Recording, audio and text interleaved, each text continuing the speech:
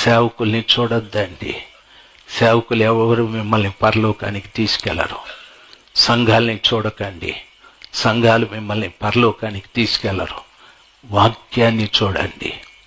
వాక్యం ఏం బోధిస్తుందో ఆ ప్రకారంగా జీవించండి. వాక్య ప్రకారంగా జీవించగలిగితేనే మీరు వెళతారు.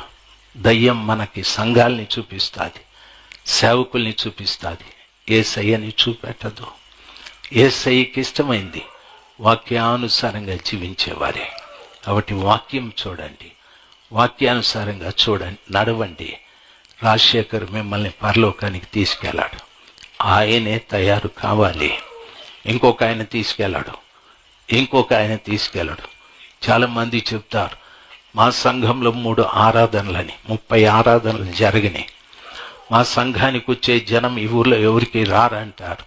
రాకపోతే పోని, జనం ధనం దేవునికి కాదు కావలసింది, జనంతో కాదు. ఆ విడిది గదిలో పెళ్లి కుమార్తె ఎవరు అని చూస్తాడు, జనం కాదు. పెళ్లి కుమార్తె ఎవరైనా చూస్తాడు.